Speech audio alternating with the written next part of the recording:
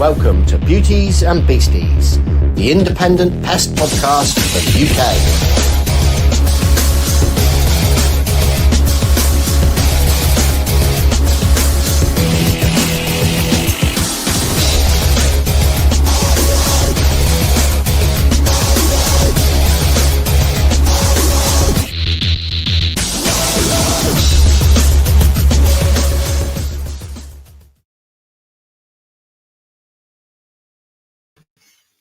Hello. How are we doing? I'm okay, young man. How are you? Oh, I'm good. I'm absolutely shattered, however. This heat has made sleeping nigh on impossible. So I am just running on vapors at the moment. How about you guys? Why are you running on vapors? Just because I'm not sleeping very well. Just because waking up multiple times in the night and just not being able to get back to sleep. It's I don't do well with the heat. I think it's my Nordic heritage, semi-Viking and all that. I need to just go roll around in the snow for a bit. That's what I need. And like genuinely, I'm never happier than when I'm out in the cold. I've got pictures of me on my brother's holidays out in Norway, stood at the top of a mountain in a t-shirt, and I couldn't have been happier. So this persistent heat is just it's my special hell, put it that way. I don't mind it. Either way, it does make things a bit more difficult to get on with, doesn't it? But I don't mind the heat. It's not a problem. We just box on with it, don't we? But they're just constantly in the shower, aren't you, every morning, every night, because you're just sweating like an absolute cripple. Like, it's fucking horrendous, isn't it? But just in a tiny little fetal ball under a cold stream of water, weeping to yourself. Yeah, I get that. When you sleep as well, I like to have the covers over us, but it gets that hot that you can't have them over you, but you can't settle because you don't have the covers on you, and you're like, it just does you nothing, doesn't it? It absolutely does. And my two dogs, I have to say, are not dealing well with the heat. They're both old dogs as well that think they're young dogs. So they like to run around and then we'll spend the next 2 hours just looking like they're on the verge of expiration, which is always quite stressful. But I mean, how have you found wasps? We're not going to talk about bees or Asian hornets, but there have been more wasps this year than I have seen in a long time. I look after just a couple of sites, just as I've said before, always still look after some sites. And one of the sites I look after, I've done 18 wasp nests over the last 2 weeks on a single site. It's a big site, bear in mind, but that's it. And I also got stung horrendously on one of them as well. Did I tell you about this? No. Oh, so on one day, I blame my shoes. So basically, it was a ground nest, and I only get so this site I go on, I only get 2 hours before it opens up, and then so I've got 2 hours. I have to run in, do as much as I can, run out again. So I was all suited up. I had 6 nests earmarked and ready to go.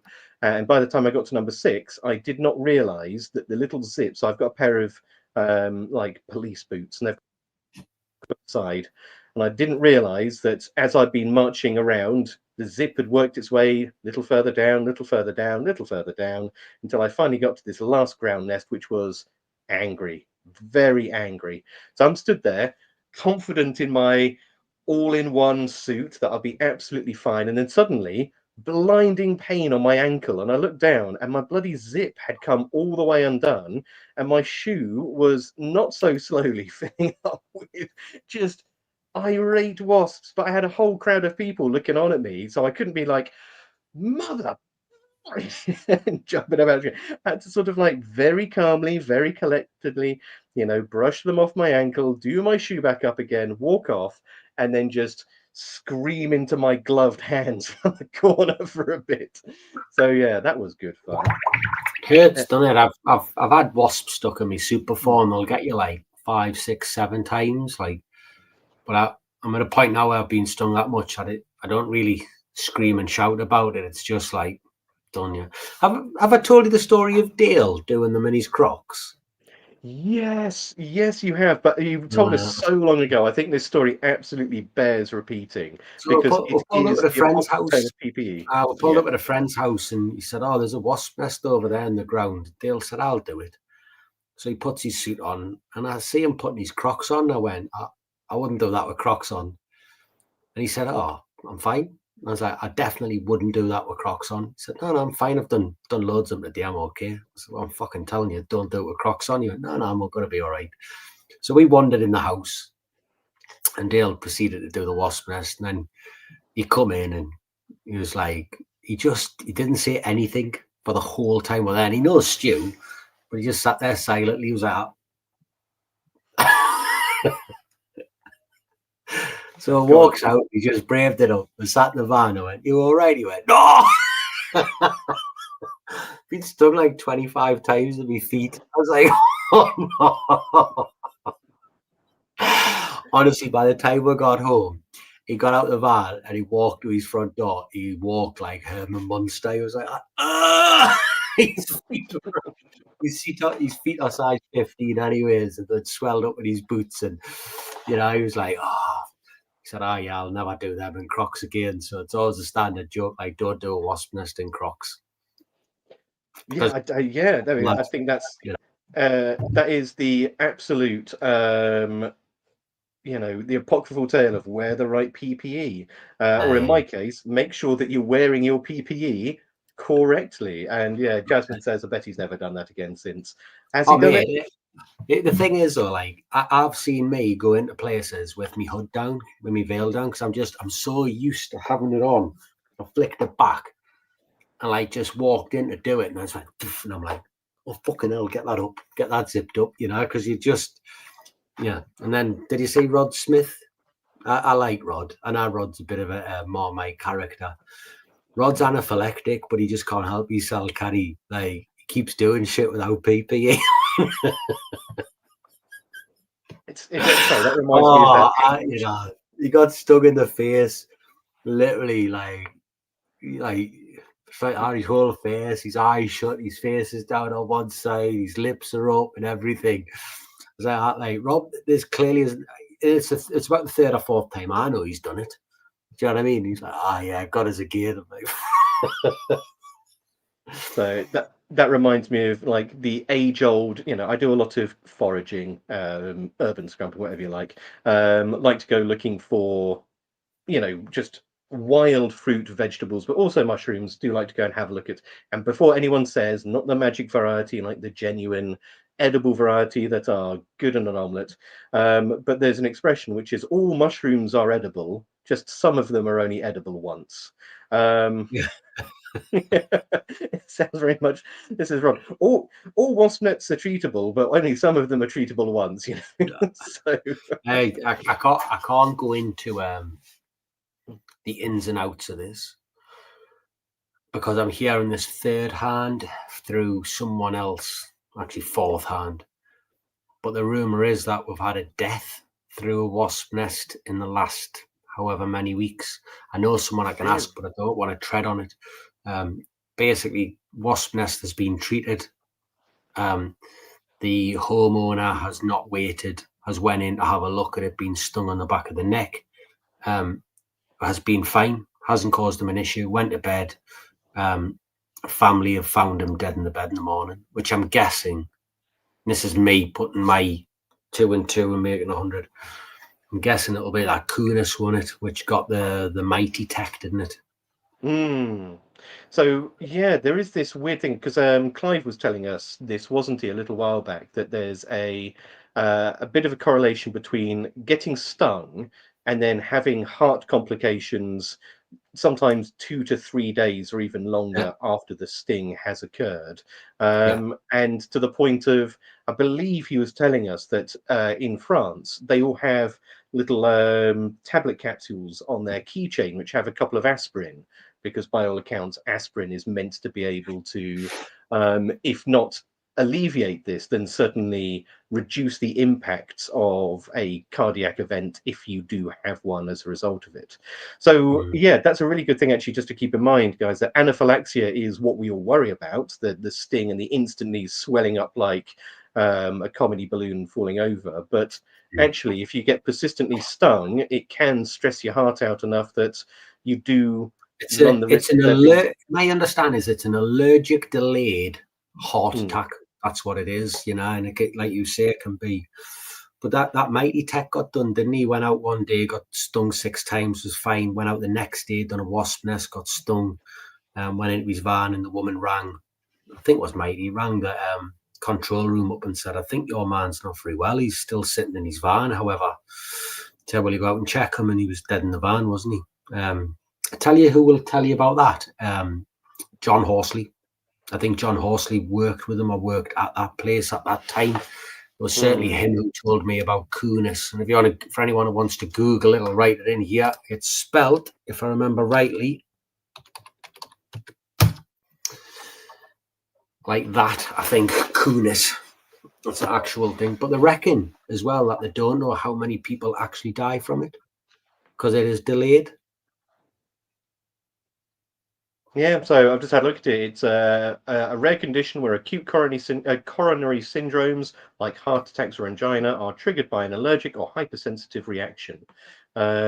Essentially, it's an allergic reaction that affects the heart, causing symptoms like chest pains and potentially leading to heart attacks. So, interesting stuff. Give it a Google, guys, because we are front line of this a lot of the time. We are the ones stood in the way of the wasps, the bees, the hornets. So just make sure you that's it. And yeah, there we go. Hugh says it was the wasp-bane guy, so that's Carol for anyone who's interested, that brought it to people's attention first. Is that Carol Pavlik? Is that his name? Yes. Yeah, something like that. To be fair, don't fucking listen to Hugh. I always carry aspirin in an Aspro pod in my van keys. He done his last wasp nest about 15 years ago. Gets the lads to do it. He goes on like he's at the coal face.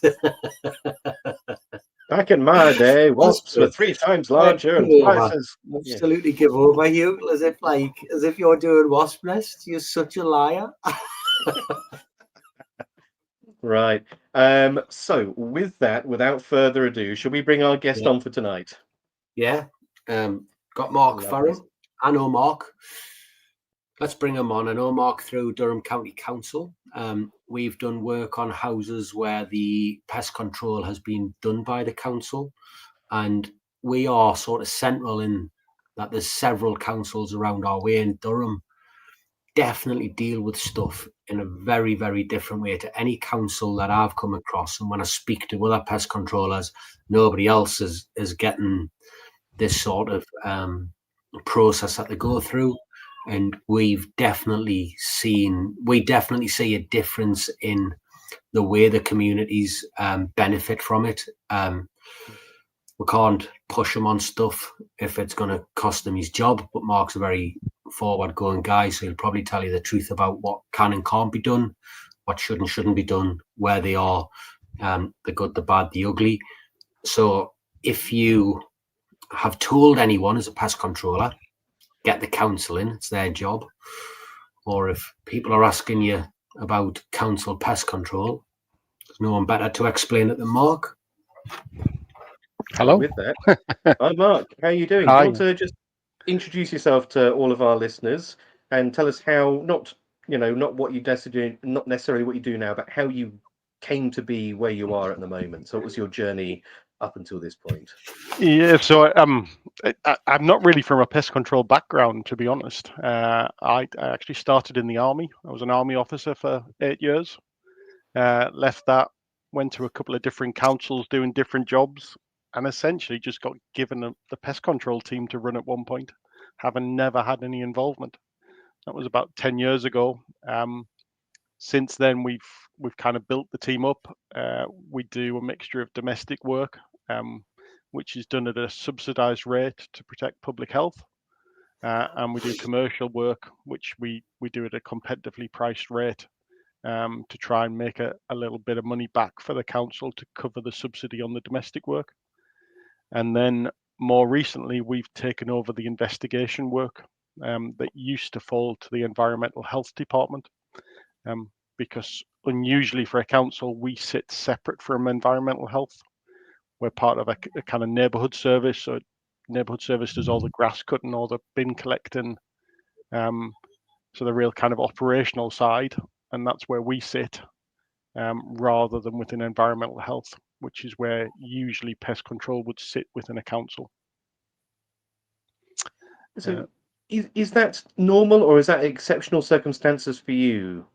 It's the only one that I know of, certainly in the northeast, where we sit in a different area to environmental health. Pest control has traditionally been an environmental health specialism. Mhm. I'm not sure why the decision was made to move us in a different area. I think it was just felt we were much more of an operational delivery team, like the bins, like the grass cutting, the street cleaning. And perhaps that's why they decided to do it. But this happened when all the councils in Durham were merged together into like a big super council. So we had 7 district councils and a county council. About 15 years ago, they were all merged into this one big council. And that was when it was decided to move us in with the operational teams rather than leaving us with environmental health. And that's interesting because we spoke ever so briefly about this off the air. But there are a lot of other councils in the UK under Labour's plans for consolidation. I think there's a better word for it. I'm trying to remember what it is. I wouldn't worry about it. They'll fucking do a U-turn.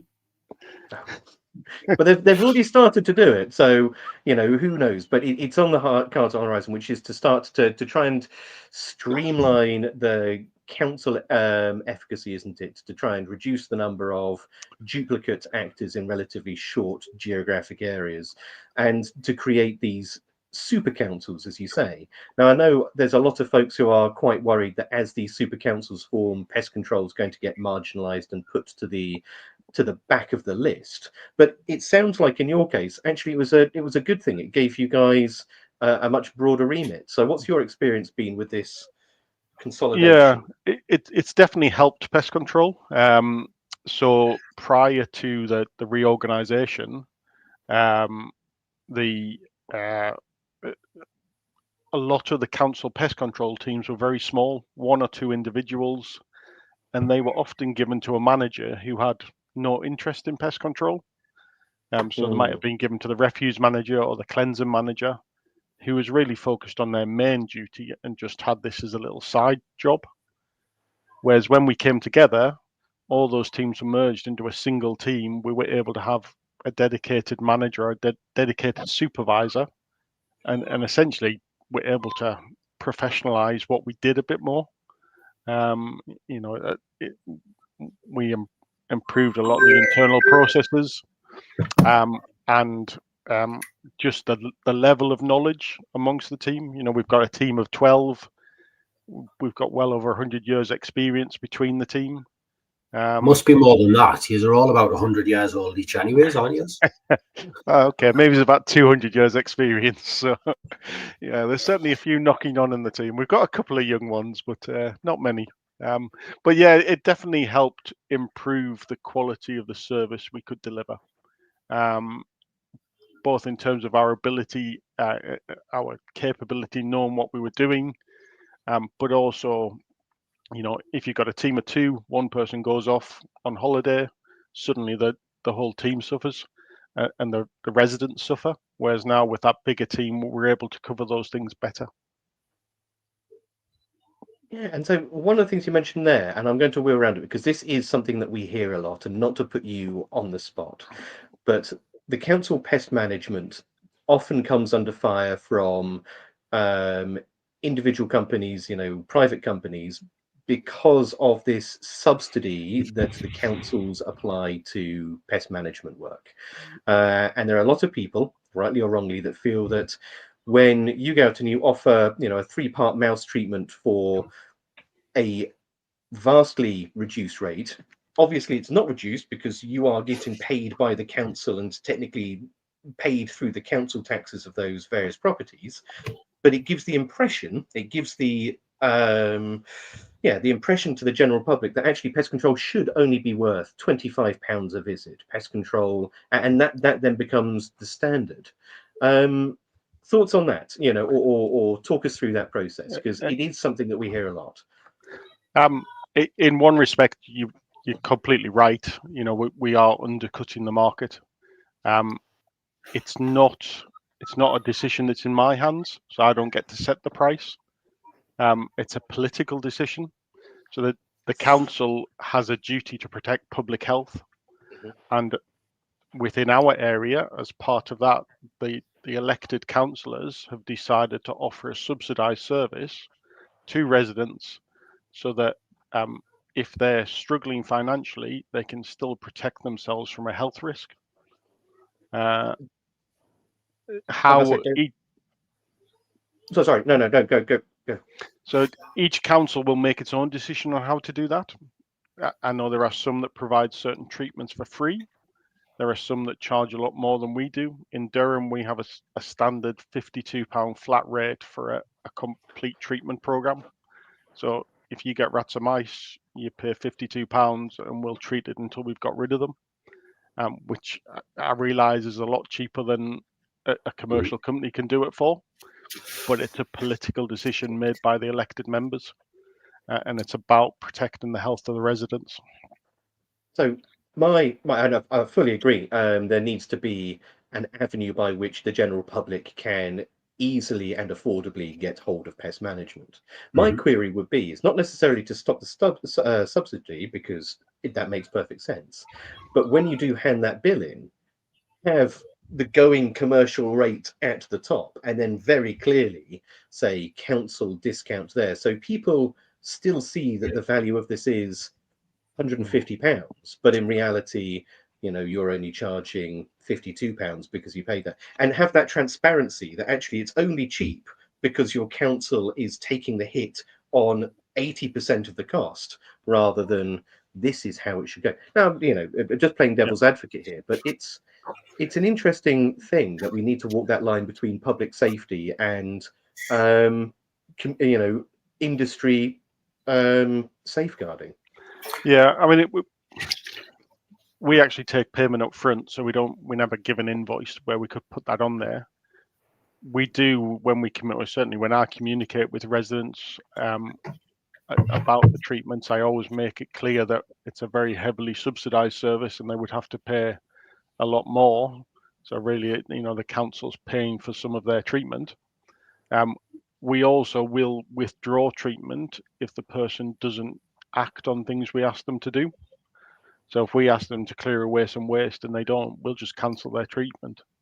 And we'll say, you've got to go and get a more expensive treatment because you're not working with us. I like that. I like that a lot. The other thing is that we definitely charge commercially for anybody who's not paying for treatment in their own home. So if it's a landlord, if it's a business, charity, we do a commercial rate which covers all our costs plus a markup. So we're not the cheapest in the area when it comes to that. There are cheaper commercial providers for that commercial work. We're at the lower end, but we're not the cheapest. So we're not undercutting the market for that stuff. No, and that's it. It's interesting to hear that you have both a commercial wing and a let's say the council wing, because as you say, you need to be able to cover that budget from somewhere. But it is interesting you mentioned that you will refuse to do work with that, because this kind of brings us a little bit in line with why we wanted to get you on tonight, which was the enforcement that councils can bring to make sure that probably more than not the general public and small businesses are conforming to the law, because we see it all too often, that people do things that are not necessarily legal or right or even best practice, and they seem to be able to just fly with it because there's nobody watching. So what's your experiences with that? Okay, so it's an area that used to be under environmental health, and we took over it about 3 or 4 years ago. And it's largely covered under the Prevention of Damage by Pests Act, which goes back to 1949, a ridiculously powerful bit of legislation because it was brought in a national emergency and it's never been amended since. So there are powers in there that if I wanted to, I could be really nasty to people. And they don't have any comeback on me at all. It almost kind of gives you godlike powers to a certain extent. What was the national emergency in 1949? Am I being thick? I don't know. It was, I Right. think it was an outbreak of rats that was causing a real public health issue. So it was brought in as emergency legislation. So there's a lot of safeguards that you would expect in legislation that isn't actually in this bit of legislation. Mhm. So what it does is it basically covers a couple of duties. So it gives a duty to every resident, and it gives a duty to the council, and then it gives the council some powers. So as a resident, every resident has a duty to inform the council if they have rats on their land, rats or mice. And if they don't, in theory, we can prosecute them and they can be fined. Now, we wouldn't actually do that. We don't expect little, Mrs. Smith living in her property to tell us. We know they don't. Sometimes they do. If they want treatment, they could go to a commercial company, that's fine. But I guess we would use it if there was a particular individual who had a real bad infestation that was creating a real significant health issue, and we may prosecute them for that. The one exception to it is agricultural land, so farmers don't have to inform us. But I think they then have to inform DEFRA under a different bit of legislation. So chances are that it falls under FIPA at that point. So with that, my question would be: is you look at the Public Health Act, and it looks as though it says, it's the duty of the council to make sure that their premises are vermin free. So with that, if I'm in a council house, but the person next door is a privately rented accommodate, not privately, it's privately owned, they're the homeowner, they're the mortgage holder, they own that land under freehold, then at that point, do you as the council have any jurisdiction to walk into that person's home and say, by the duty of the Public Health Act, you need to ship up and stop doing this? Yeah, so the first duty is on the resident to report it, but we know they won't, and we would only use it in an extreme case. The second duty is on the council, and the council's duty is to keep their district, so their area, free of rats and mice. So And that's the entire area, private land and public land. that is the big thing, isn't it? Because Yeah. the legislation says council area, and people assume that's area specifically owned by the councils, so parks, pathways, sewer systems. No, the area is the borough. The area is the district. Okay, that's the entire area. However, what it then goes on to say is the way the council should do that is through three different things. So one is it should treat its own land. So if you've got rats in a council park, the council should be making sure that gets treated, either through its own staff or by using a contractor. Then it says it should carry out inspections at an appropriate interval to deal with any complaints or any issues that come up. And that would be inspections really of its own land and the private land. Now, realistically, councils just don't have the money to go around proactively inspecting places. But if they're made aware of an infestation, then in theory, this legislation says they should be inspecting it. And then the last part is of keeping the district free of rats and mice. The last part is they should use the powers to make the other powers in the Act to make sure that the private landowners deal with the issues on their land. So I then have two questions off the back of this, which is, if your council does not have a pest control division, how should they then go about ensuring that, do they bring in private pest control? Do they simply make recommendations? How do they first go about that then? Well, the Act doesn't specify how they are to do those things. It just says that the council has to do them. So how each council does them will differ. In a lot of councils, it has been and still is the job of the environmental health team to do those inspections and to deal with the landowners who have got infestations on their land. Others could use a neighbourhood warden. Others, like ours, can use their pest control staff. It just depends on how that council wants to do it, but it should have some mechanism in place for doing those three things. So it should treat its own land. It should inspect the district at appropriate intervals, which is usually based on the reports it receives. And it should ensure that the private landowners are taking action to deal with infestations. In theory, if it doesn't, then it could be taken to court. And So somebody you could take the council to court. That's an yeah, interesting one. It works both ways. yeah. I mean, it's legislation, so the council has a legal duty to do those things in some way. Now, it could argue that, well, it does them, but it doesn't do them to the extent that Joe Bloggs wants us to do them. But we do this instead.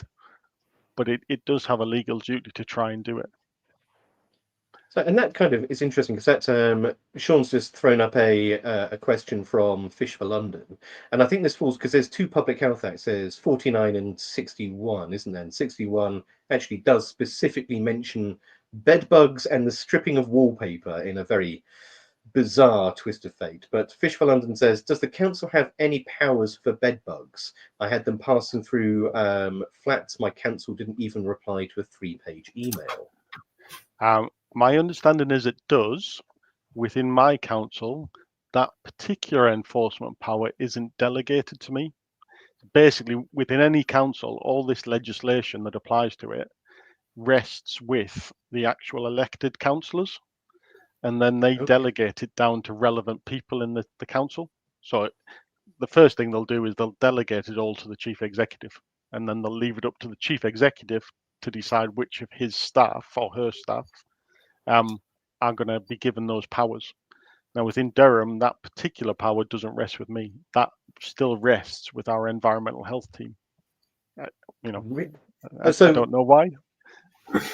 Pests isn't ubiquitous. So you can have, the council would say, all right, well, the big pests, physically big pests, rats, mice, guinea pigs, and, whatever, they're going to sit with you guys. But what we consider to be the nasty, crunchy things, fleas, bed bugs, and ticks, is actually going to sit with these over here. Or yeah, I mean, environmental health still exists in Durham, so they still have a role to play in doing food inspections, dealing with what's called statutory nuisance or legal type of nuisance, and so there is some overlap.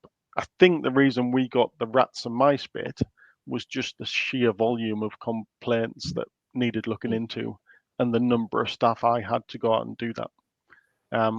The other bits still rest with environmental health, so it's not a bit of legislation that I've looked into a lot, but I believe there are powers about insects spreading around buildings. I'll do a bit of research and try and feed it back to you. Oh, that'd be great. I mean, ladies and gentlemen, get your questions in the comments, because this is such a wonderful opportunity we have actually to get a lot of this information straight from the horse's mouth, so to speak. Go on. What? So if you got these powers 4 years ago, you were put in charge of it didn't get the powers 4 years ago, but you were passed it to you. What difference have you seen it's made to the way that you've dealt with rat problems and the way that the customers have benefited or been disadvantaged from you dealing with it? So I think one of the big things, and I'm not an environmental health officer, I haven't done the environmental health course, but my understanding is on the entire environmental health course, pest control is half a day's worth of teaching. So asking an environmental health officer to go out and identify, is there a rat infestation? If so, what's causing it? Where's it coming from? Who needs to do something? Is asking quite a bit of them. Whereas my technicians who are out treating properties day in, day out, that's just their bread and butter. They're doing that for their treatments anyway, to try and solve the problem for the person who's there. This power just adds an enforcement bit onto them if the person doesn't respond when we say, mate, you need to get that rubbish cleared away. So environmental health, I think some environmental health officers are more experienced, but a lot of them don't do much pest control. So identifying these things is quite difficult for them. So I think from our point of view, it's probably helped our residents get a sort of more authoritative response. You know, they get someone going out there who's dealing with rats and mice every day, who can identify what's going on, which means we can identify who needs to take action. And we've then used the powers available to us to make sure those people do that. And because we're out on the ground every day, we're going back to make sure that, you know, if we tell them to do something, they do it. Otherwise, we step in and do it for them.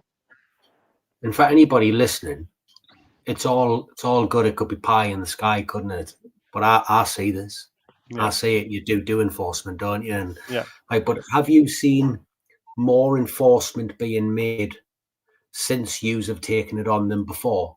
Or have you just found that the threat of enforcement has been enough to kick people into gear to getting the work done that needed to be done? I think it depends what you mean by enforcement. So we haven't talked about the powers yet. I'll come on to them. But essentially, for all the powers, it's usually a case of you serve some sort of notice. If the person doesn't comply with that legal notice, then you prosecute them, and the council can do the work itself. We've served quite a lot of enforcement notices requiring people to do work.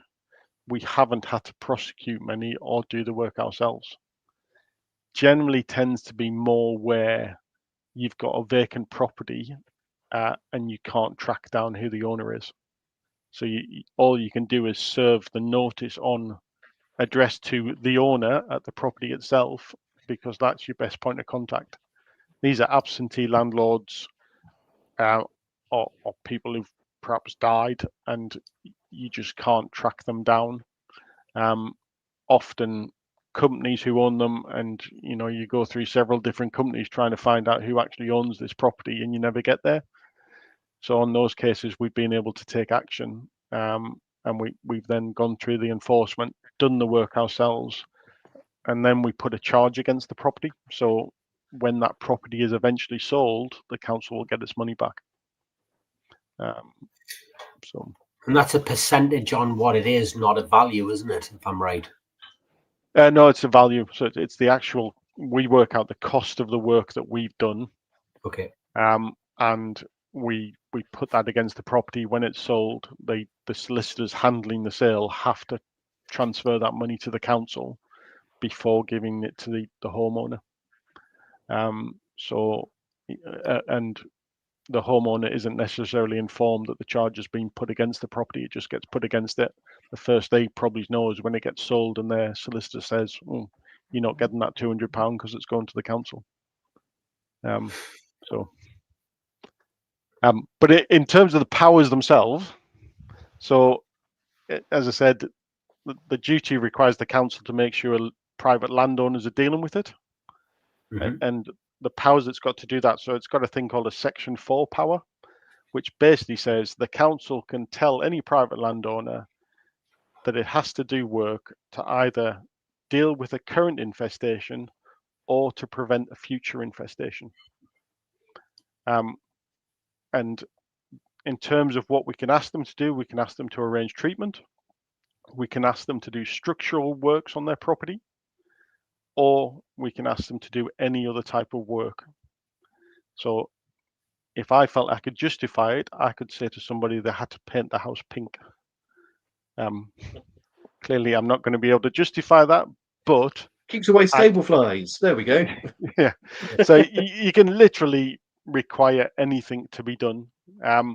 And going back to this being a very flexible bit of legislation, the only right of appeal is if I ask you to do any structural work to your house. So if I ask you to arrange treatment, or if I ask you to cut your garden back, there is no right of appeal. You can make a complaint to the council, but you can't go to a court to appeal against that notice. You have to comply with that notice, otherwise you've committed an offence.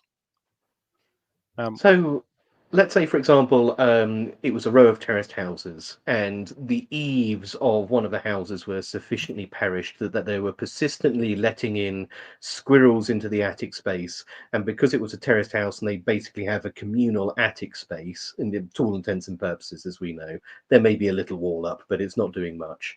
You would have the power to turn around and say, you need to fix the eaves of your building, even if that required a substantial amount of work to get someone up there to fix all of the gutterings and the eaves on it. No, because this legislation only covers rats and mice. Ah, So interesting. if rats were getting in through that guttering, then yes, I Mhm. could. And because it covers both dealing with a current infestation and preventing a future one, the rats don't even need to be getting in through there. I don't need to prove the rats are accessing the building through there, but if the building has an infestation, and I believe through my knowledge that that's the likely entry point, I can require you to fix that entry point. So Hugh has second guessed my next question, and this is something that's very close to Sean's heart, which is drain issues. So Yeah. with that, if you can prove that there is an issue with the drains allowing rats into the building, where do you stand with that? And I'll explain why I'm asking these sort of like leading questions in a minute. Yeah. But would you be able to therefore say, if Sean came out and he found that there was a major issue with the drains that was causing problems with rodents in that building, and then he phoned you up and said, they're not doing anything about this, they refuse to do the remedial work, can you help me out? What would Yeah. you be able to do there? Well, Sean will tell you that's exactly what we do. And Sean is hopefully going to a job on Monday for me to do that. So the two different powers. So that section 4 power, you can use that. So if someone's got an infestation and we believe the likely entry route is through their drains, we can require them to get a drain survey done. And if that drain survey identifies a fault, we can require them to get that repaired. Where you're talking about groups of properties, the other power is the section 6 power, and that allows the council on groups of properties that if you've got an infestation across an area. So if you've got several properties in the same street, terrace street, that are all infested, the council can just say, right, we're going to do this work and you will be billed a proportion of the cost of it. So and I think the first job we did with Sean was a terrace where the rats were getting in and we weren't sure which property they were getting in through, and we surveyed something like 6 or 7 properties, or Sean surveyed 6 or 7 properties for us under the section 6 power. It turned up, I think there was 3 or 4 that had drain faults on them. And so we billed those 3 or 4 property owners for the cost of Sean's survey. The other property owners that didn't have a fault didn't have to pay any of the cost. So we paid Sean's bill in full, and then we billed it out to the people who were found to have the fault.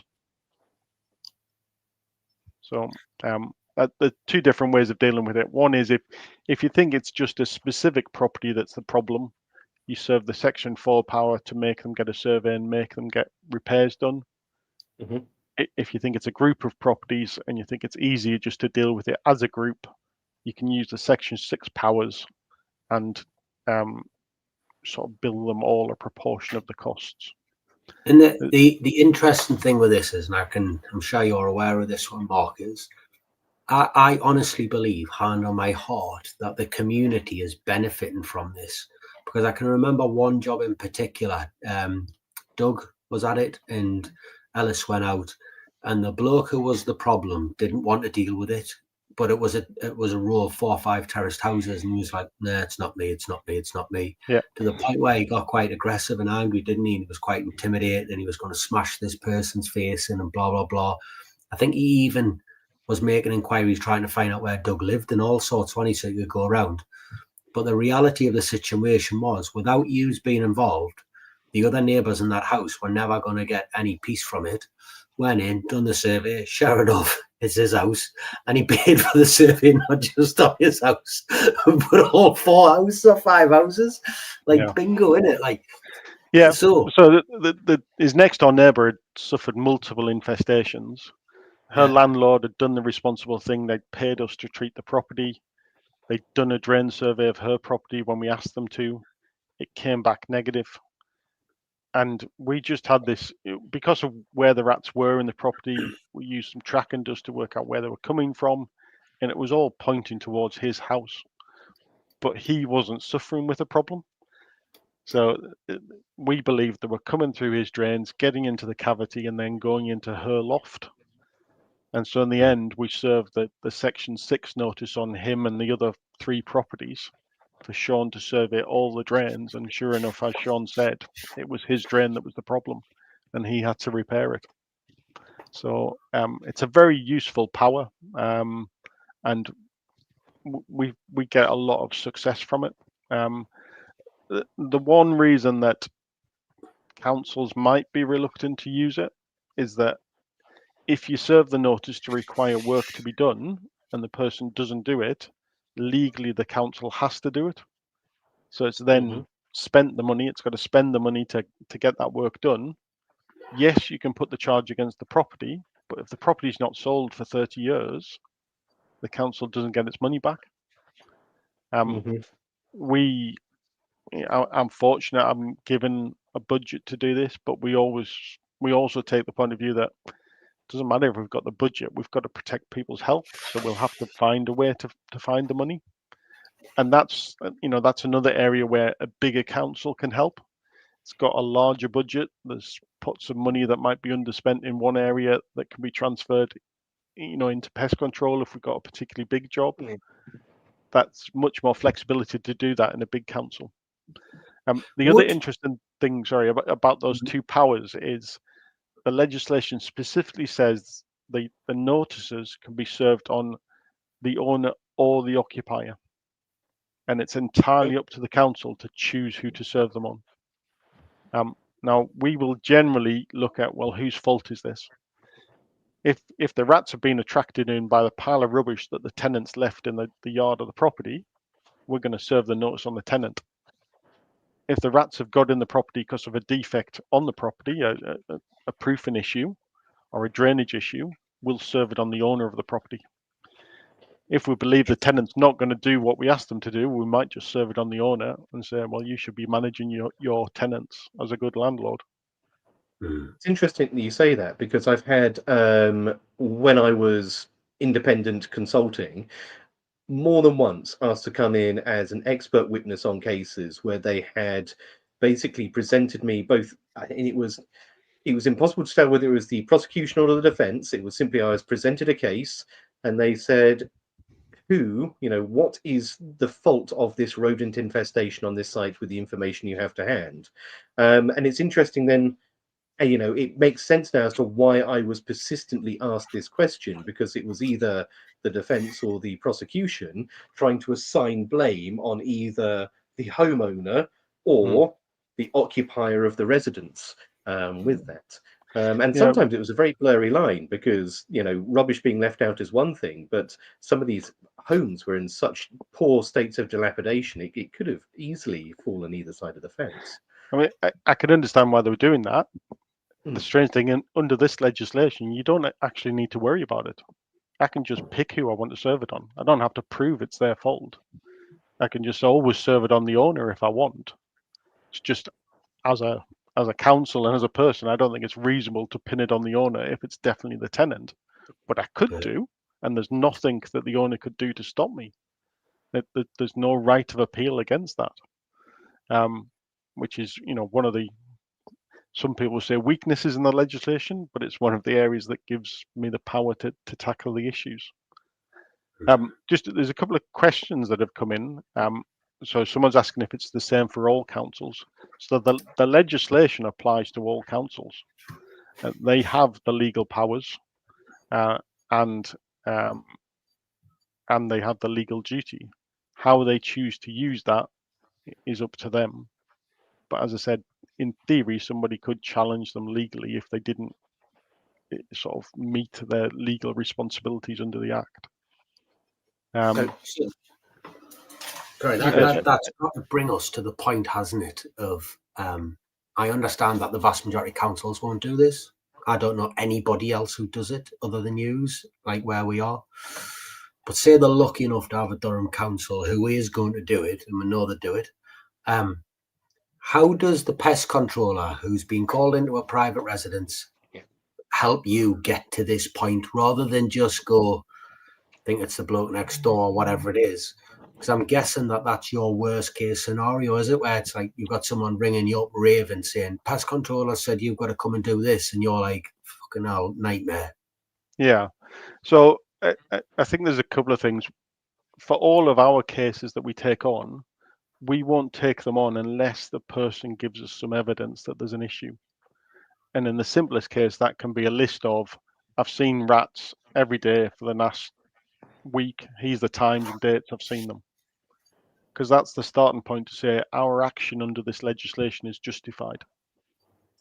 So if you were a pest manager wanting to basically start this conversation with you, a thorough treatment, like site survey and initial treatment, would that be sufficient evidence for you to start? Yeah. So if somebody has them in their own property, so a resident phones us up and says, I've got rats, I've had somebody out, and they say they're coming from next door, the first thing I will say is, well, send me their treatment reports.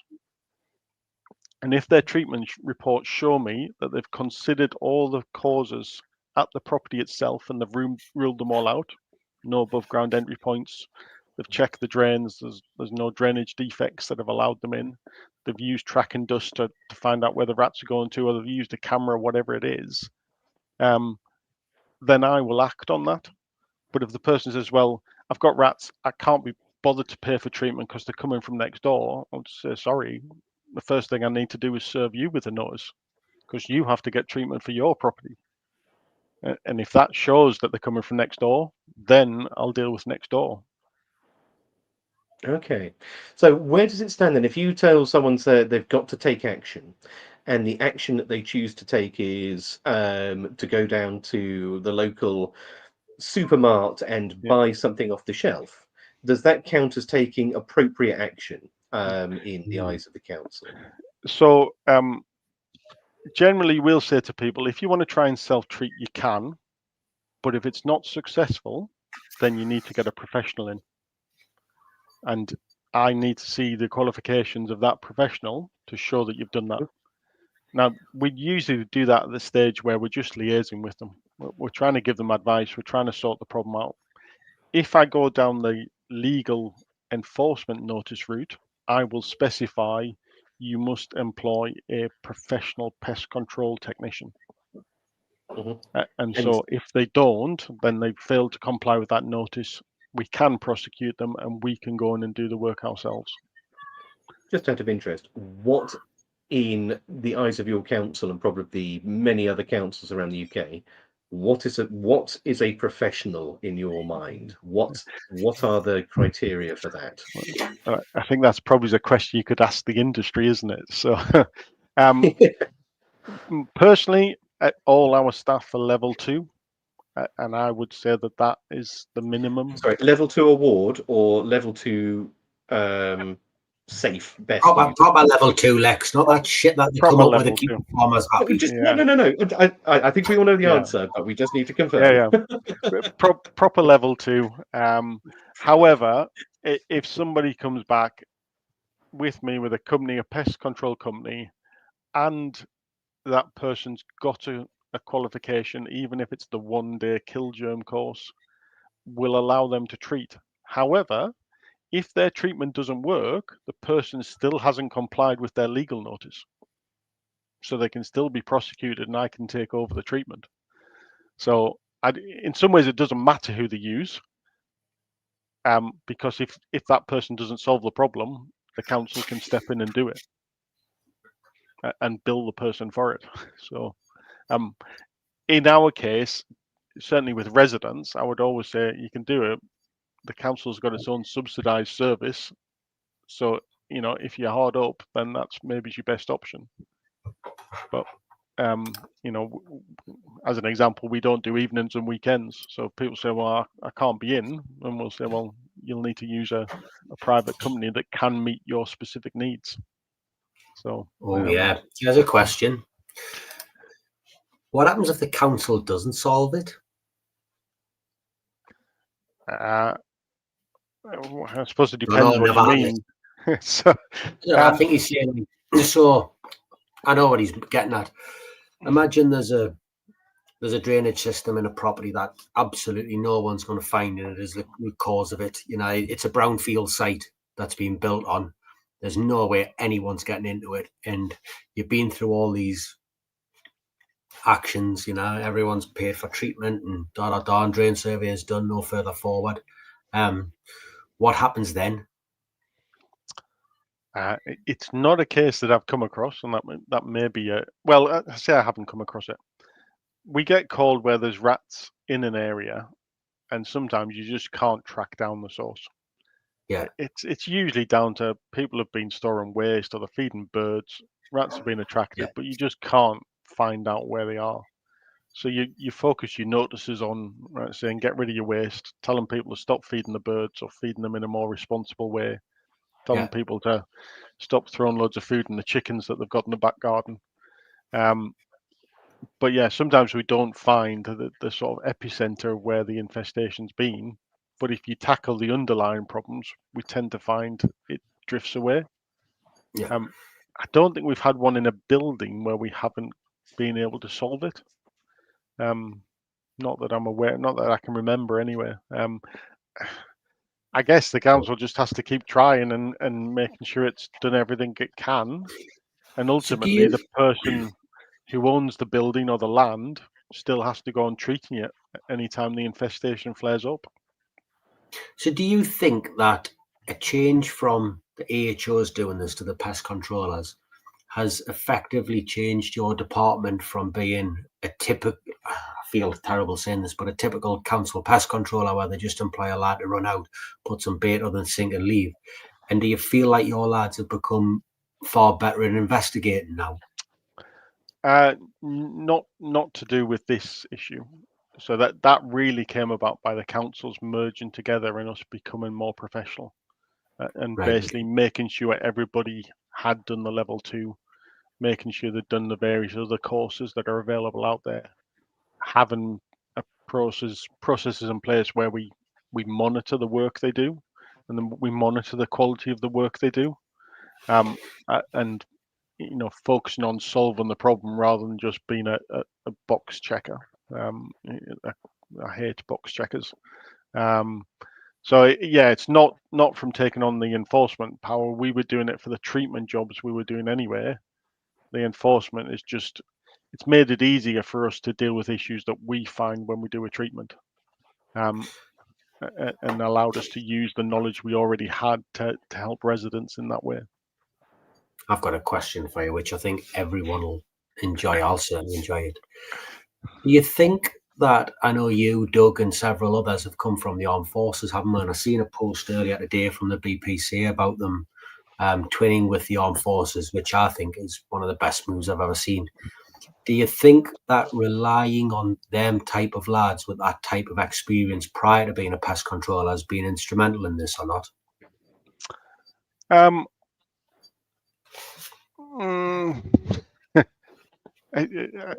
I've got sort of split views. When I left the forces, I didn't want to be seen as a veteran. I just wanted to move on with my life. It wasn't, I didn't want to go back to it.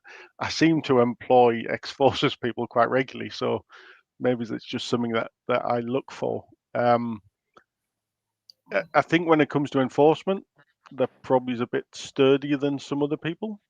Not all the time, because we've got people who aren't ex-forces who do the investigation work and the enforcement work, but they're definitely a bit more willing to say to people, you need to get that sorted. So it's probably helped in that respect. But I don't think it's, I don't think you have to be ex-forces to do it. You just have to have the right character, and there are people who take different approaches to doing it, but ultimately, some people are a bit more friendly and helpful and try and get things solved. without going down the enforcement route. But ultimately, you do have to be willing to step in and say, sorry, you haven't done what you've been asked to do. So here's the legal notice that says you will do it or will step in and do it. Yeah. We've spoken a lot this evening, and we're coming into the final stretch tonight about domestic work and homeowners. Sorry, there's one more power that you should be aware of. So the council also has a Section 22 power, which is basically a power of entry, which says if we want to come onto your land, we can. And again, because it was an emergency legislation, in theory, I don't even need a warrant from a court to do that against your will. We as a council would still go for a warrant, but yeah, if we think we need to go onto your land or into your property to inspect it, provided we give you 24 hours notice, then the legislation allows us to do that. And there's nothing that you can do to stop it. Have you ever had to do that before? So I've just had a quick sort of I was just having a quick read of the Section 22 of the Act there, and it does seem incredibly powerful. It literally, the words of the Act, guys, are along the lines of Section 22 of the Prevention of Damage by Pests outlines the powers for authorised individuals, primarily from local authorities, to enter land for purposes relating to pest control, blanket. These powers allow for inspection and verification of compliance within the Act, or any related notices, and the execution of authorised pest control measures thereafter. It basically means that if you believe that you've got rats and mice in someone's house, you can just knock on the door and say, I'm coming back tomorrow to look for rats and mice in your house. Yeah. Wow. We have. We've drilled locks before to get into properties that are vacant. Not very often, but we have. And we've certainly made people aware that we have that power, and essentially said, if you don't let us in, then you'll probably find yourself in court. So I'd suggest you do, and they tend to comply. We did have one guy who stuck an imitation Claymore mine on his wall and linked up to his doorbell to try and deter us. Claymore mine, anti-personnel mine, that he'd sort of put wires to his doorbell. Little green box, front towards enemy on front, ball bearings behind. Yeah, there we go. Yeah, so he got a visit from the Armed Response Police Unit, and then allowed us in after they made him see reason. So yeah, we do use it. We very rarely sort of physically force our way inside a property, but if we think we need to, we can. As I say, we would usually go for a warrant when we need to do that, just to get the backing of the court, even though in theory we've had barrister opinion that it's not required, but we just sort of belt and braces type thing to make sure we can't be criticised. So yeah. So here's the question, innit? Council pesties, are generally under high workloads and don't get the time to investigate stuff. How do you balance? Because you've obviously got a huge volume of calls coming in for your lads. How do you balance giving everybody a service and getting rid of the rats with also getting this extra investigative work in where the lads have really got to put the cogs into gear and kick on, because you can lose a day on a job like that in the blink of an eye, can't you? Yeah. So I mean, I'm fortunate in terms of when we were given the task of taking on the investigations, we managed to get funding to employ some more staff. So we've got 4 people who do the investigation work. 3 of them also do treatments as well. 1 is a dedicated investigator. The other 3 do 1 or 2 days a week of investigations. But yeah, a lot of councils don't have that, don't have the staff to do it. In some cases, it can depend on how strong a case you make to the councillors that we need some more money to comply with this legal duty. Right. So here's my brain ticking over and thinking here right now. So in Durham at the moment, or Durham County Council, you have a dedicated in-house pest management team. If you need to enact a Section 6 to get an entire row of terraced houses, that falls to you. If you need to get to number 3 in that row of terraced houses and they're not complying, you can issue a Section 22, which allows you to gain entry to that house. Now, let's say, pick another council, Norwich Council. Okay, they don't have, I don't know if they do or not. Sorry, Norwich. But they don't have their own dedicated in-house teams. So in fact, what they do is they will farm out their pest management to subcontractors, or even not do that at all. When someone picks up the phone and say, "Do you do pest control?" They say, "No, look for somebody who is just a, go get the yellow pages, mate." Now, let's say that you are in Norwich. Council's turned around and said, "We don't do pest control on your bike." They need help. They need to be able to enforce either a Section 4 to get someone to comply with their things. How do you go about that then? Because there's going to be so many people listening back to this that want to be able to piggyback on some of these, the Section 4s and 6s, but they don't know who to talk to in the council, and the council probably don't want to talk to them. So how do we start that conversation? So I would say the starting point would probably be to ask for the environmental health team, because in most cases they will be responsible for this. And even if there isn't a pest treatment element, then they have a legal duty to meet this, to comply with this legislation. So, and that's really the starting point for all council work, and the council setting the budget is, what legal duties do we have? So there is a legal duty to collect your waste from your rubbish bin, and that's why the council provides a bin service. This is another legal duty that the council has to comply with. So it should have somebody who is allocated to investigating rodent issues when they're reported. They may not treat them, but they should investigate them, and they should use the enforcement powers that are available under the Act. If they use the enforcement powers and the person doesn't comply and the council then needs to do the work, then the council would have to use a contractor. Obviously, as a pest professional yourself, you can help that person out by providing them with as much information as possible based on, if you've been treating a property and you think it's next door, provide them with as much as you can about why you think that. What, if it's that they're getting in through a tumble dryer hole in the wall of next door, provide the person with a picture of it and say it just needs blocking up. It needs a bit of mesh on there. Saying provide them. We, as the pest manager, cannot start that ball rolling with the council. Does that first step have to come from the homeowner or from the no? So it can come from us because it doesn't say it has to. Well, the legislation doesn't say it has to be reported by a resident. It just says the council has a duty to look into infestations. So if you're reporting it to them on behalf of the homeowner, then they should look into it. If they insist on it coming from the homeowner, then provide the homeowner with an email and ask them to forward it on. It's still come from the homeowner. If you're not getting the response, generally councils will have a complaints process, so that the resident could complain through that. The councillors who are elected to represent the homeowner should be able to contact that person and say, the council that you're responsible for running isn't doing what it's meant to do.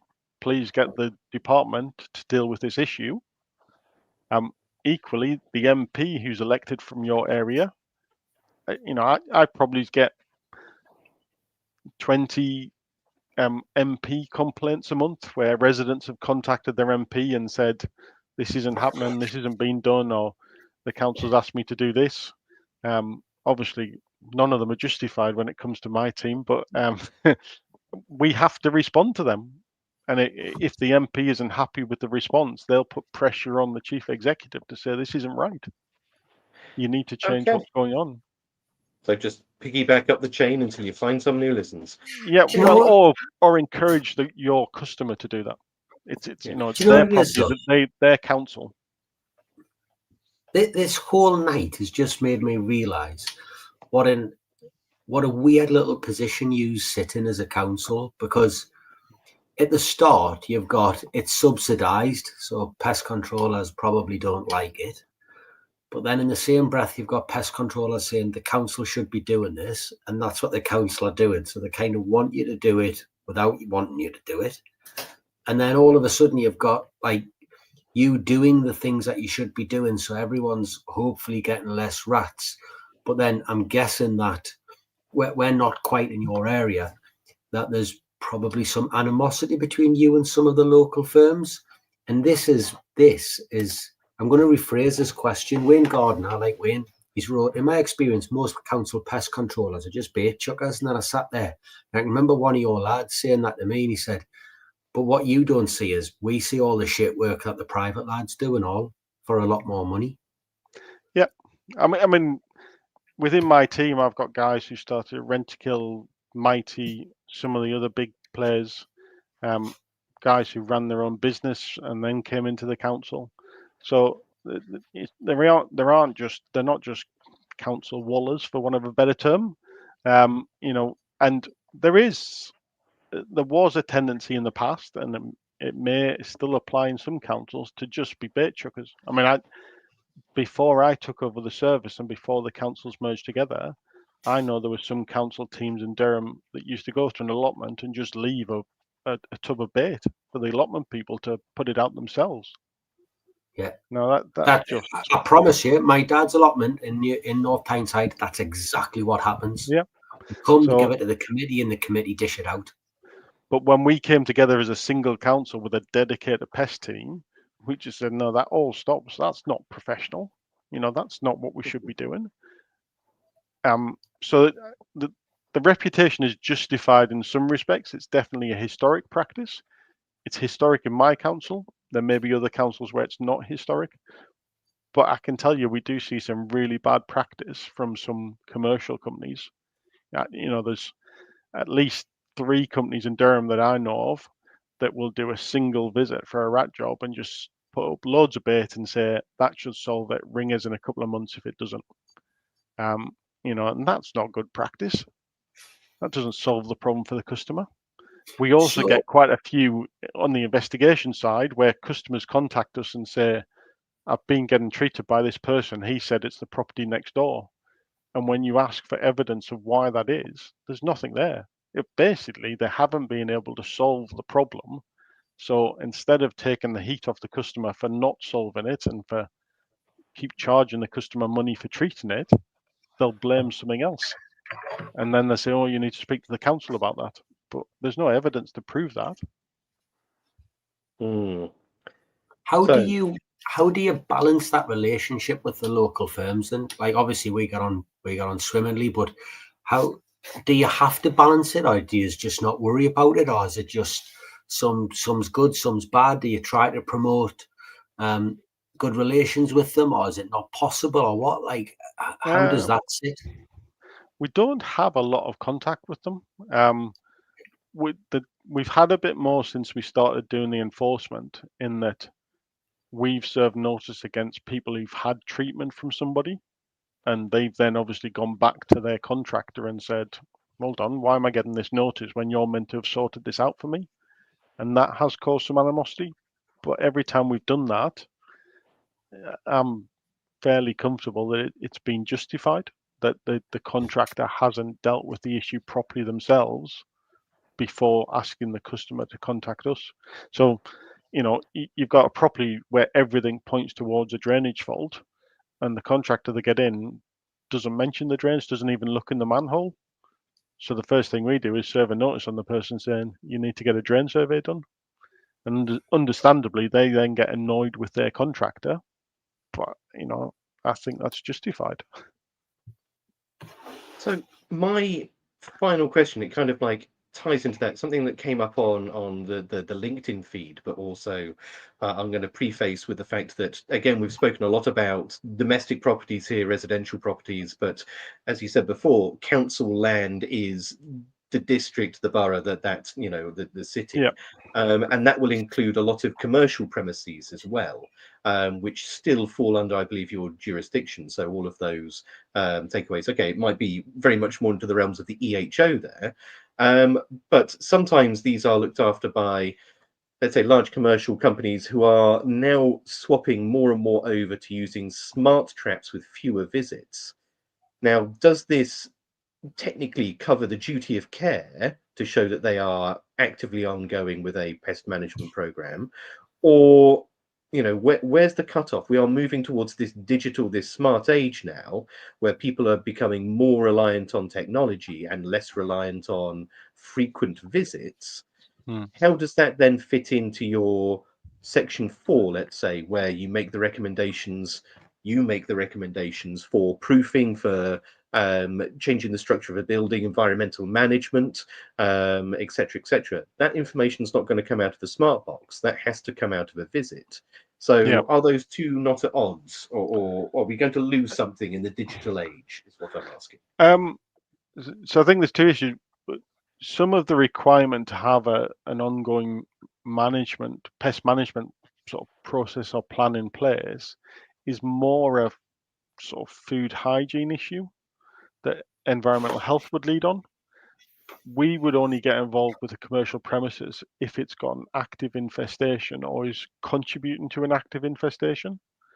I think we all know of at least one or two takeaways that fall in that camp. Let's be. So if we went to them and said, you've got a problem, you need to do something, and they said, oh, we've got a contract in place, first of all, we'd ask to see it and see the visit reports.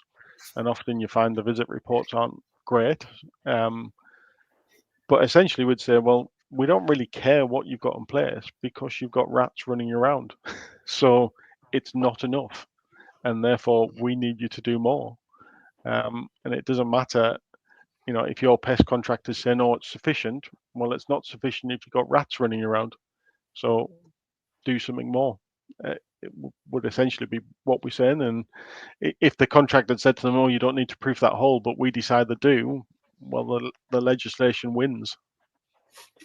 So who carries the responsibility for that then? If the pest management teams give poor advice, let's say, for example, they come in, they say, I'm going to put down a series of boxes, I'm going to put up a whole load of ILT, we're talking vermin here, so I'm going to put down a whole load of boxes, this should be sufficient cover, and they don't make the recommendations for proofing the exterior of the building. They don't make the recommendations for the obvious, cracked manhole cover that's immediately back to the back door. And there's a problem. Who's then responsible? Is it the pest management teams for not giving good advice, or is it the business owner for simply not having done their duty of care? It's the business owner. So the legislation is against the owner. Well, it's against the owner or occupier of the land. Mm-hmm. So it's whichever one of them is responsible for it. But it's not the pest control company. If they've been given bad advice by their pest control company, then that's an issue for them to take up as a civil matter with that company. I mean, it's important to note that all the powers basically say, you serve the notice and you've got a period of time to comply. And if you comply, then that's fine.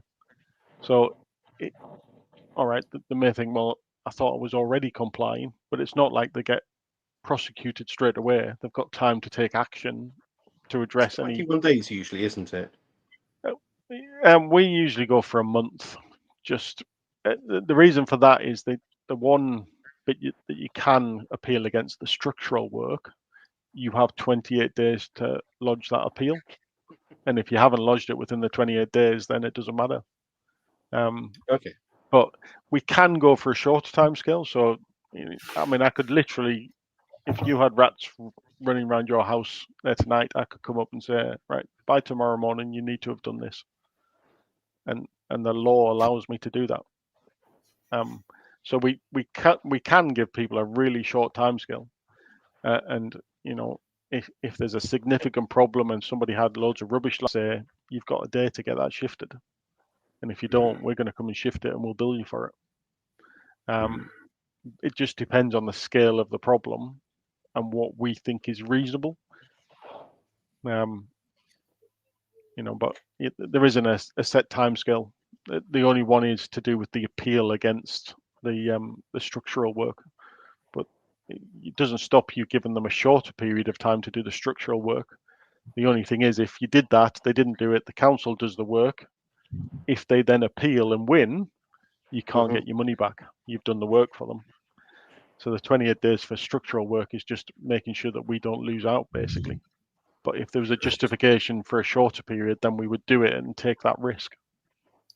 Do drains count as structural work because they're integral to the building? Yeah. Okay. Well, Make sure. it's not specified in the legislation, but my understanding is it does, and I think any court would probably They're not controlled by as building regs, aren't they? yeah, but a survey of the drains. So if I was saying you need to get someone in to do a survey, that's not structural. Mhm. It's only if you need to repair the drain that you're talking structural work, isn't it? So All super interesting, and I really hope that everyone that's listening to this live now, and everyone that we most of our listeners are Monday morning on the way into work on Spotify. With that, there is so much food for thought here, that actually your local council and your local pest management teams within the council are as we said before, we've kind of touched on this. There is some competition, some animosity between public, private groups here. But in reality, there's a huge amount of stuff that we can both do with one another, as Mark and Sean have shown here. Mark's team, I imagine here you employ Sean because you don't have a specialism for drain surveys. yeah, Equally, drone survey, drones, specialist things. So there's a lot of collaboration to be had in this. And whereas private companies can bring this specialism, the public bodies, which are, the councils, have significantly more enforcement tools than we will ever be able to have. And they will be able to solve so many problems that we've seen with people who just are not getting involved. What's it? Section 4 for an individual property, Section 6 for a group of properties, or even Section 22 for gaining access to vacant buildings or even buildings with people in on short notice. Three things that we would love to be able to do, and you guys have the power to follow through with that. So I really think there's a lot of synergism here, and I hope that people spend a little bit of time strategizing as how they can best capitalize on this. Yeah. I've got one last question for you, because I know this one will be a pig for you. I actually came in at the start, but I've held it till last. Our local council gave up commercial work as they saw it as a conflict if they were inspecting food premises and were also doing the pest control. Now, I know we've been in this position on a number of occasions, I'm aware you're providing the pest control, but then you've had to go down the enforcement route on the people who were employing you as well. How do you manage that? I think in terms of the food inspections within Durham, they're done by a different team, so they're done by environmental health. So there is definitely no conflict there. In terms of the issue you're talking about, where we're employed as a contractor by some housing providers, we will give them the best advice we can, and we'll try and help them deal with rodent problems in their properties. If we feel that they're not following that advice, or they're not working with us, we still have to serve them with a notice. It's not a particularly pleasant thing to do because you build up relations with those customers, but our overriding legal duty always takes priority. And that legal duty is to make sure that the relevant homeowner is dealing with the problem at the property. So, we have served notice where repair works haven't been done or drain surveys haven't been done very well. We've spent a long time with those customers trying to help them and showing that there is a problem that needs to be addressed. But if they don't respond to that, we still have to go down the legal enforcement route. And in terms of conflict, whenever we're dealing with a customer, if we're saying you need to get treatment, we would point out the council provides treatment service, but we also say you don't have to use the council. You can use any qualified person you want. But we are just making you aware that the council has a service. So we leave it up to them to decide.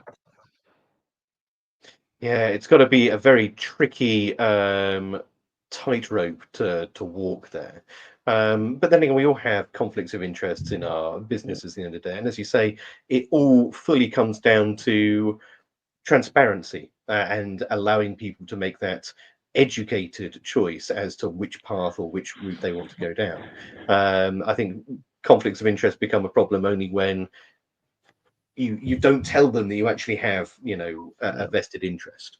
So there we go. Right, we're coming into the final hurdle now. So what I'd like to do is turn the tables, if you don't mind, and give you an opportunity to ask Sean and I a question, if you would like, a burning question about anything you like. Ask Sean 2 questions. One is, are you going to be there Monday, Sean? It'll be Alice, I think. Alice is going to be on Monday, but I'll try and get away. Yeah. I think, I suppose the question I'd ask for Sean, and this is one of the problems we get, is how do we improve the quality of drain surveys? Because we get a lot of surveys from different companies, and basically they miss problems. One of the reasons we use Sean is that he doesn't.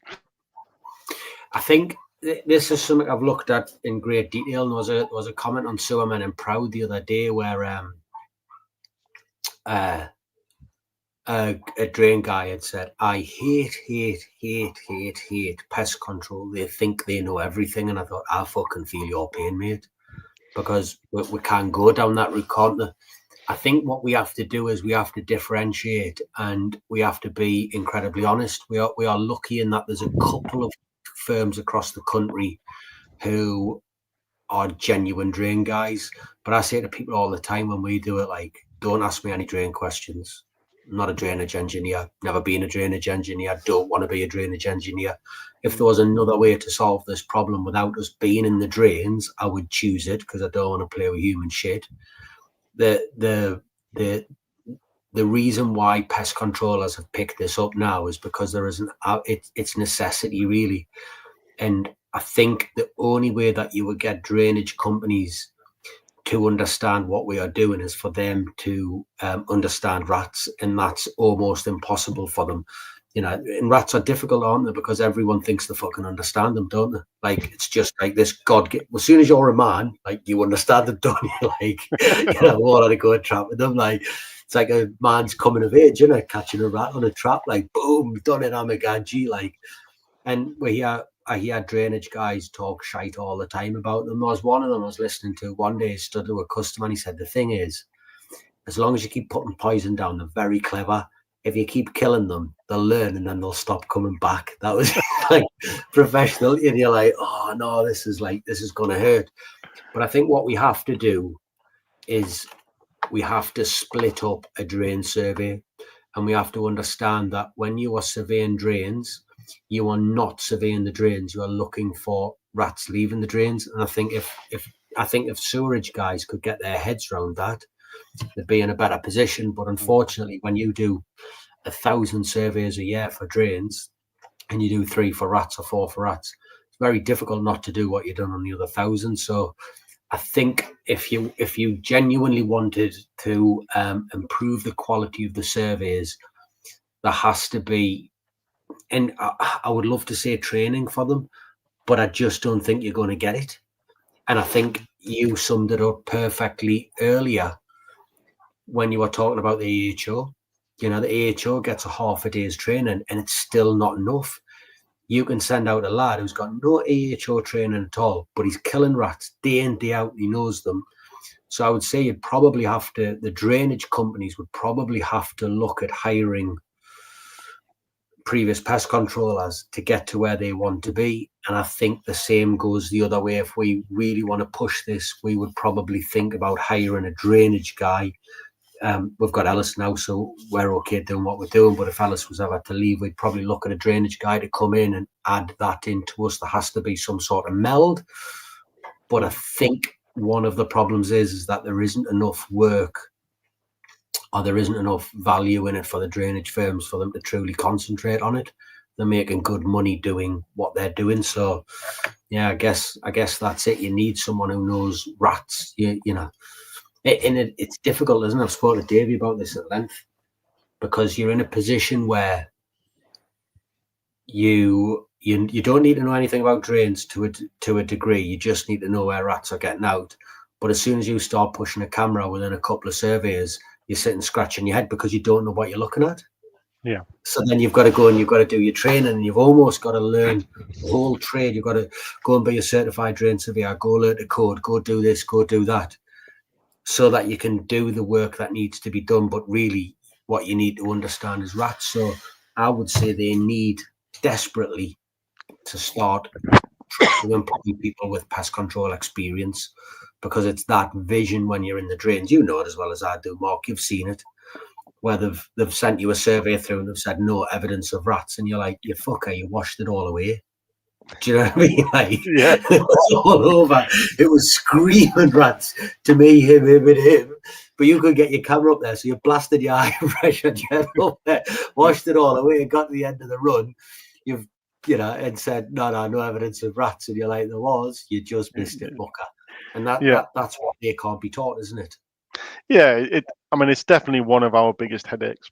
People have had drainage surveys and the contractor has said, no, definitely no rats up there. And then us going back and saying, no, you need to get another survey done because there definitely is some rats up there. We just don't know where they're getting out. So yeah, it's a headache. And I think the other thing as well, just to interrupt there, I think the other thing as well is it's probably a little bit harsh on the drainage contractors, because these housing providers through the tender system will end up in a position where they've bolted a large firm down into doing these surveys at the cheapest price possible, and they're giving the housing provider or the person often exactly what they're paying for, because they're, as well as I do, their lads are there 20 minutes, where they're 4 hours, just messing on and getting there, and that it's probably a lot of it comes from them as well, that you get what you pay for, don't you, to a degree. Yeah. I think the other question I'd probably raise with you, not necessarily a question, but it's really about, I think there's a need to try and encourage councils to get involved in the professional side of pest control. And I think a lot of councils feel pushed out in a way. And I can understand why in one respect, the competition with commercial companies, but I think they will always have a role in pest control, and the more we can encourage them into the profession and to play a part in the profession, the better it will be. So there was an entity built years ago called the Pest Management Alliance, and that was a combination of the British Pest Control Association, the MPTA, and the CIEH, and they all got together and they actually wrote a whole load of codes of best practice, which went on. And there's another group called MPAP, which is specifically to try and bring industry and councils together. So there are mechanisms for it, but I don't think they're particularly well publicized. And unless you actually approach, then it's not a thing. I know, especially Killgerm, 1EMV, Pelsis, a lot of the distributors try and do a lot of work with the local authorities. But from their point of view, that's because they are trying to sort of like, they're working with the local authorities that already have pest management teams, and that's a much more of a commercial support relationship. But I don't disagree. There should be an element of communication, especially considering, as you say, we're moving to unitary councils, and advice. So my advice would be to speak to, first off, the trade associations through potentially the CIH as that unified voice. And it's definitely something that we are going to have to do and work with and come with together, especially as we're seeing a lot of changes and fluxes in the industry. I'd say it's more as well. I agree with everything Al said, but I think we could do more at a grassroots level. So just thinking out loud here, BPC, MPT, Killgerm, 1ENV, all them days, instead of letting people sit together in their groups, because that's what happens, and you get one table of 10 council pest controllers, give them a place card, you sit there, you sit there, you sit there, because all of a sudden, if you're not talking to your 9 pals, you sit there and you go, you're a little bit awkward in it, and then you go, where are you from? Oh, well, I'm a pest. How do you find that? Oh, yeah, that's a little bit better. And then all of a sudden, I know that person and that person, and they're stood in the queue, and then you're talking to people, and this is the thing I say all the time, isn't it? CPD is the glue that holds us together. So I think we can do more at grassroots level. if you are a council listening to this at the moment and you are thinking, and you don't have a pest management team, I'd say probably the best way to get eyes on, to get a feel for what the pest control industry is about, find your nearest and nearest in both geography and time regional event. So the trade associations will put on regional events across the year, and they're open to everyone. You can just turn up. Some of them, if you're a non-member, you have to pay a little bit. Others, they're free for everyone that wants to come and join. But you will see a range of manufacturers and distributors, even industry experts, shall we call them, or all just people from the industry talking about the industry. And you can ask them questions. In fact, we love to get asked questions when we're down there, because it makes the day more exciting. But Sean and I have both been to several of these events on both sides of the table. Very different fields, but very different sort of audiences for them. Get to one of those. That's probably the best way to get an insider's view as to what the industry is like. Just find yourself a regional forum to go to and just sit in, have a listen, ask some questions. And anybody who says, I don't get anything from it, right? I met Andy Denham, who's the from Durham County Council, at the Durham MPT Day. That's how I met him. So that works come from us having that chat at that point where he's went, all right, no bother. So anyone who thinks, oh, it's a bacon butty and a cup of coffee, you're an idiot. You're an idiot. You might not learn anything about pest control on that day that you don't already know. You might learn one or two tiny little snippets, but I guarantee you'll meet people and you'll talk to people if you're open enough who you've never spoke to before, and you will expand your horizons. I promise you. I'm not being a dog. I shouldn't tell you, I should keep my trap shut and not tell you, but it's true. I would agree with you, Sean. It's definitely that sort of ground level person that needs to be drawn in. Those high level partnerships are all great, but actually, unless you're drawn in the environmental health officer or the council pest control officer, you're not really getting the engagement that you need.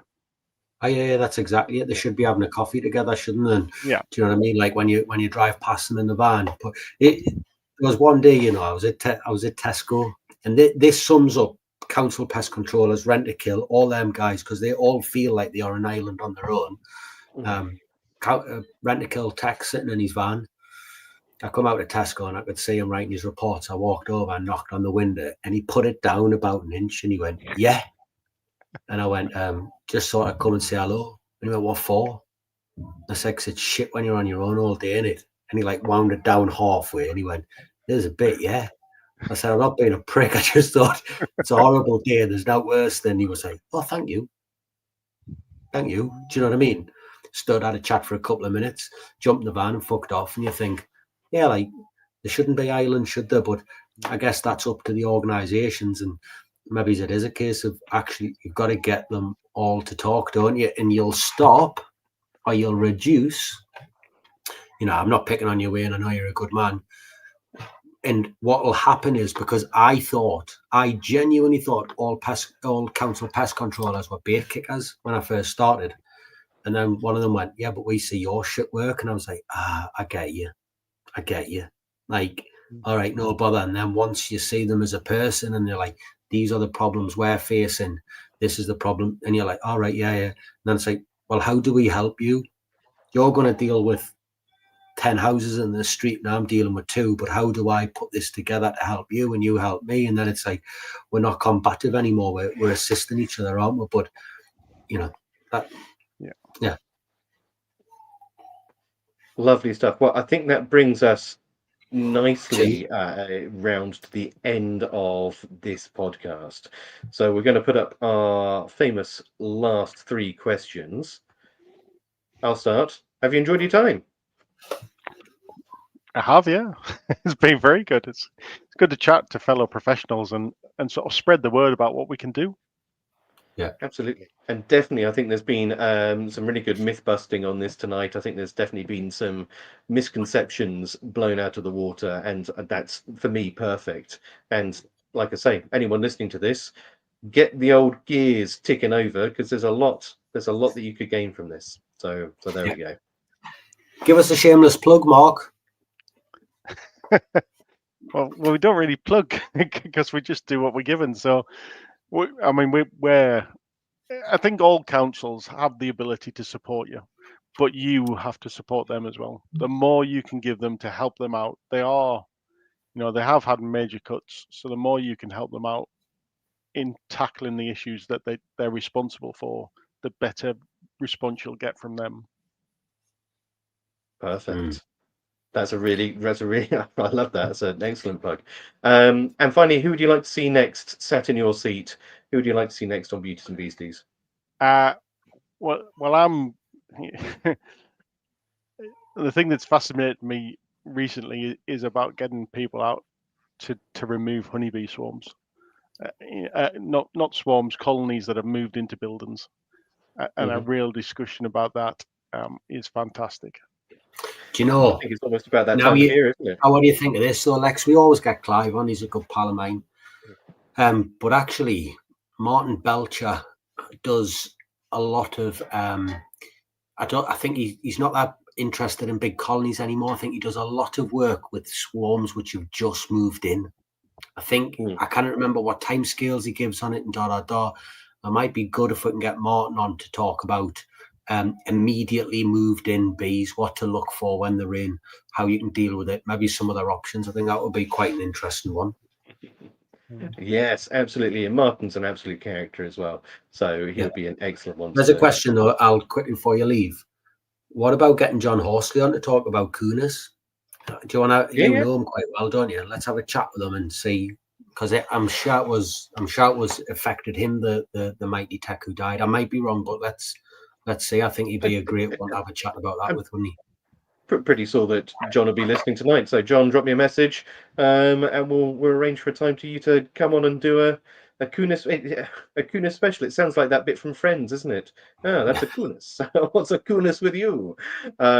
Sorry, that's taking a very serious subject. I thought, to be fair, when I heard it, I thought it was a song out the Lion King, but there you go. The coolness with Tata, isn't it?